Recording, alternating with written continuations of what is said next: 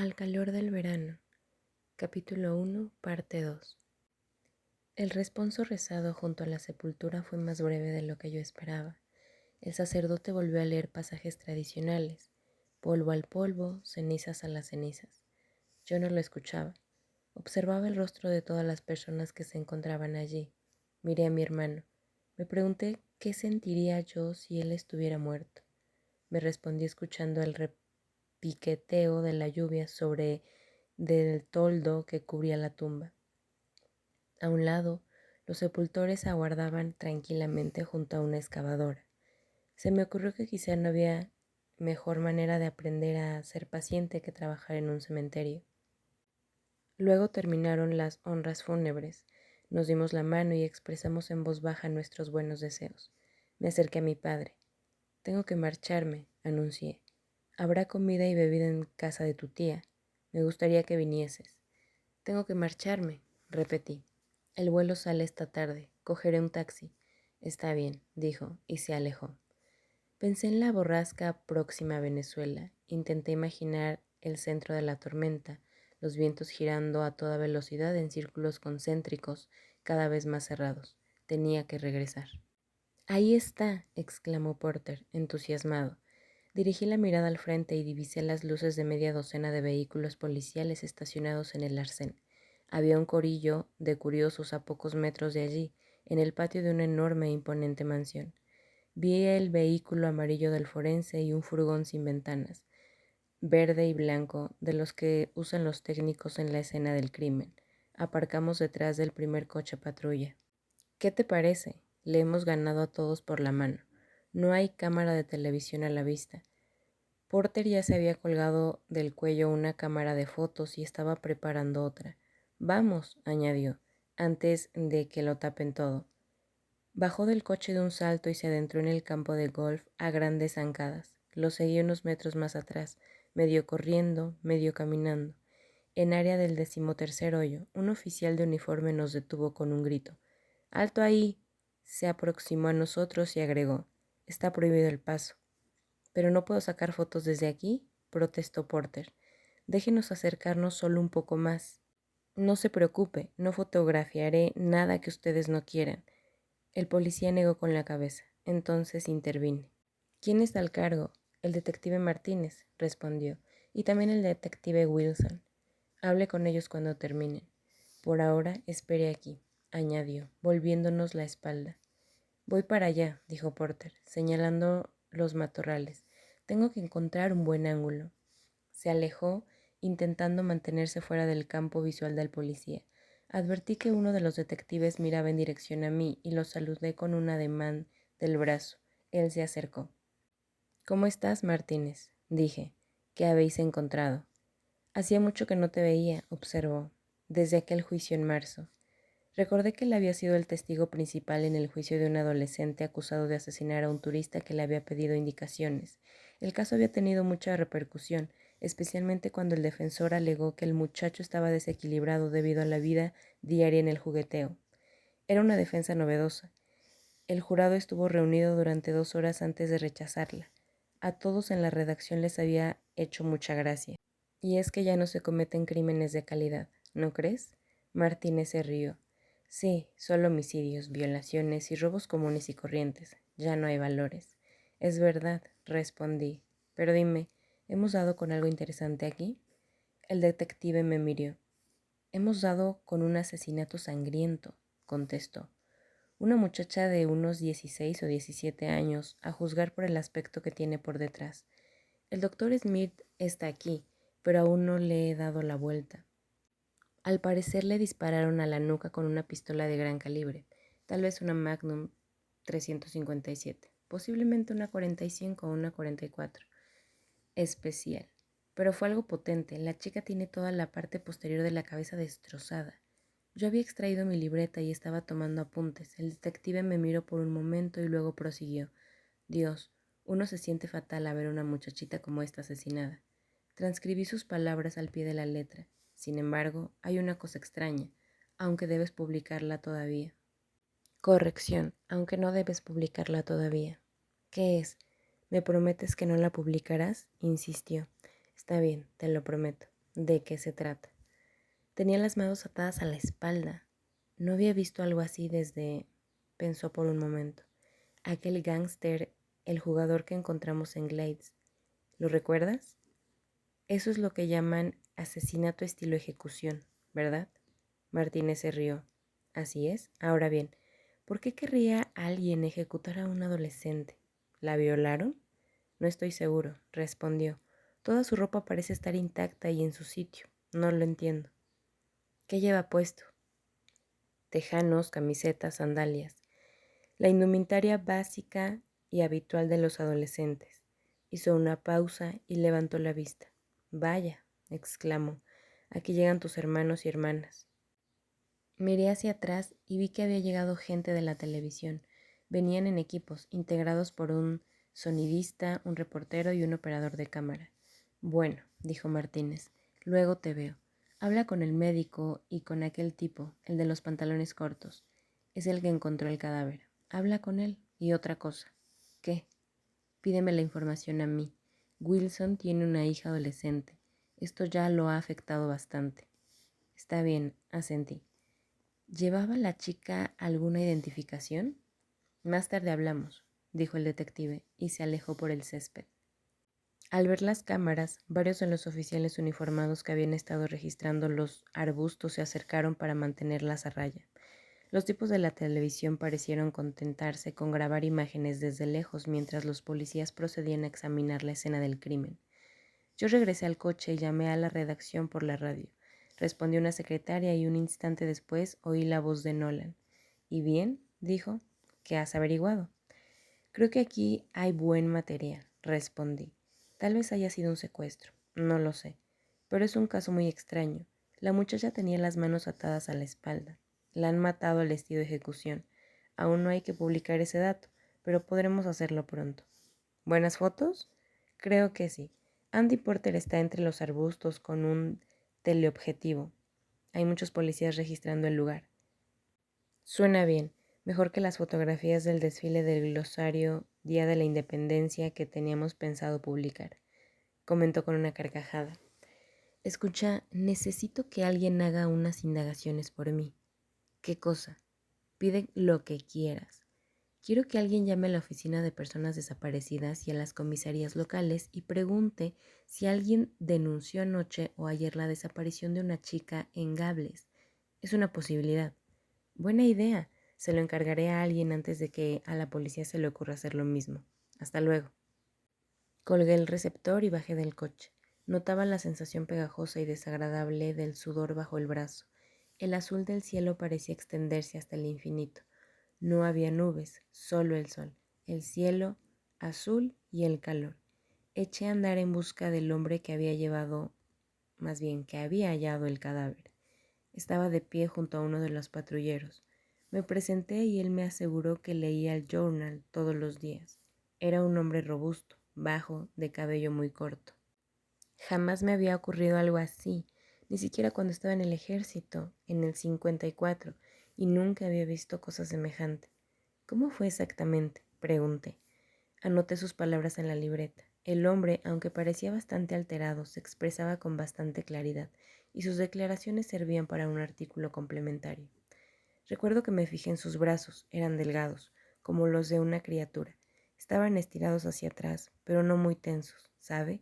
Los tenía bastante laxos, como si el asesino no hubiese querido hacerle daño. Es decir, yo habría esperado que el tirarse de ellos fuera antes de atárselos. Se llevó los brazos a la espalda para hacer una demostración y echó los hombros hacia atrás, pero no estaban así. Mientras hablaba, yo continuaba tomando notas. Pude ver su rostro, continuó.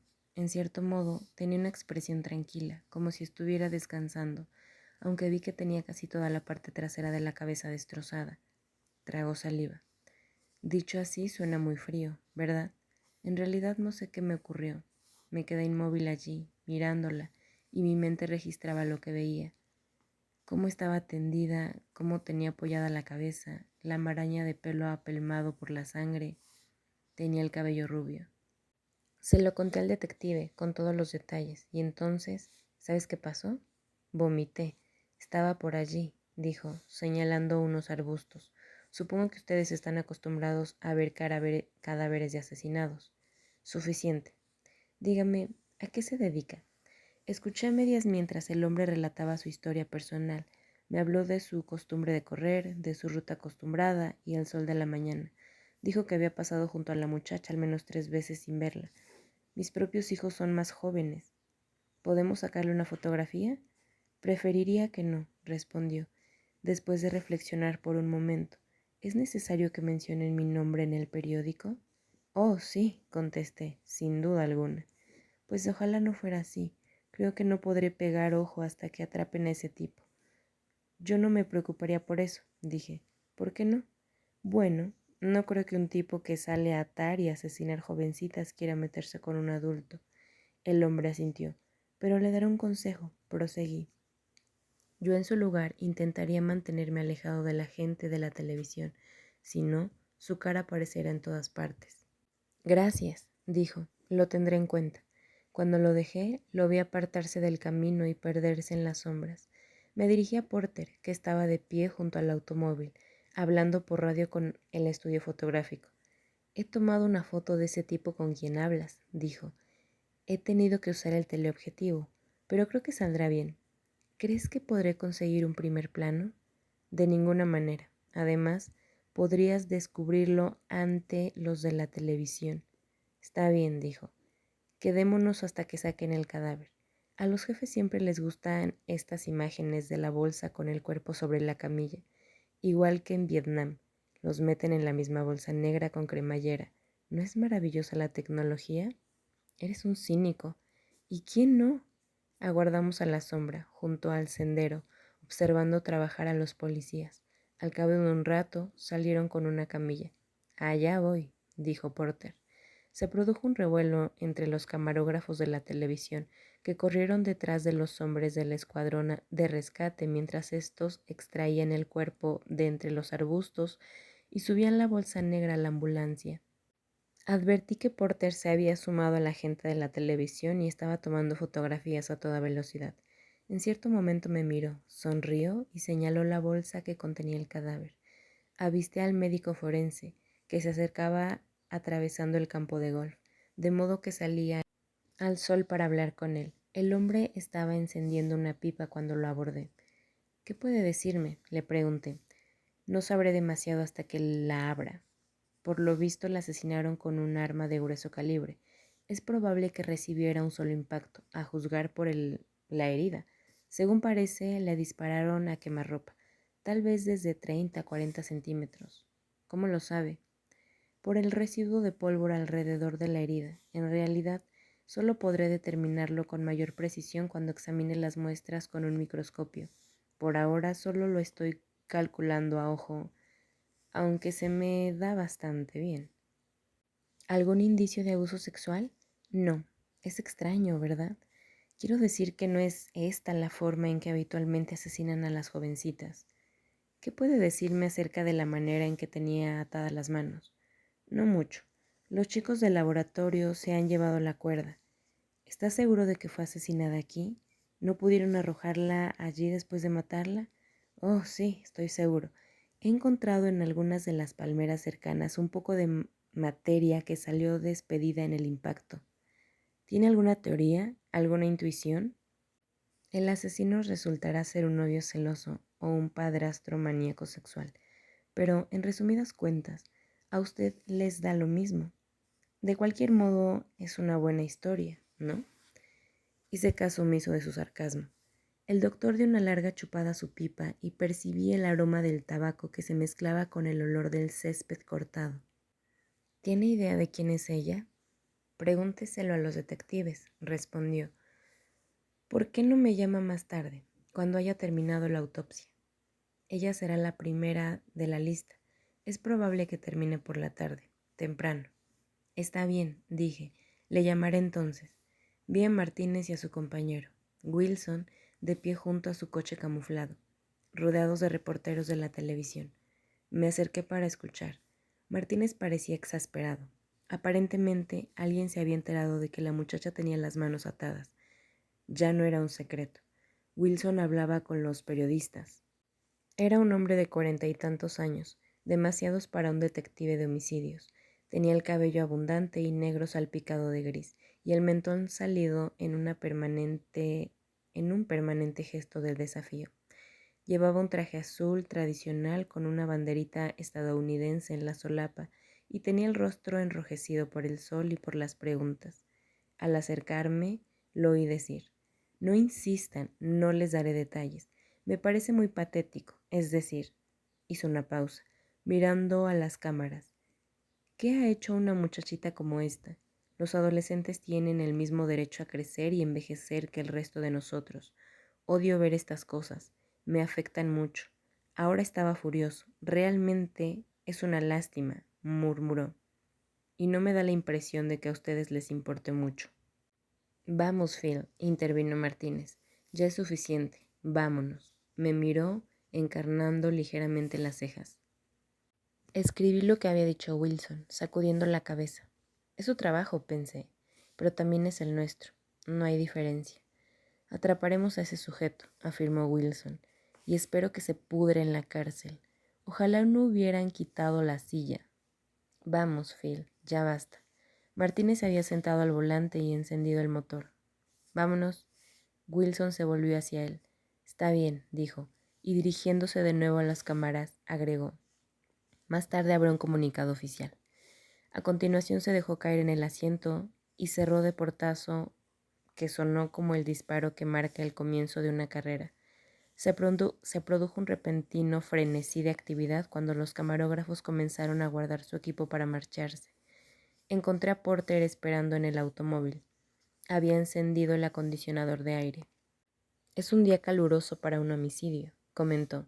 «Oye, quiero parar a tomar una fotografía del desfile antes de regresar. ¿Está bien?» «Ningún problema». El vehículo enfiló la calzada con un chirrido de los neumáticos. «El glorioso 4 de julio», dijo. «El año pasado fue el Watergate, el anterior el fin de la guerra, el próximo será el bicentenario. Habrá mucha gente disfrazada de George Washington, travestis, tal vez». Rió. «¿Pero a quién le importa?». Hizo una pausa para meditar por un momento. «Supongo que a los niños exploradores». Recuerdo que cuando era un crío participé en el desfile.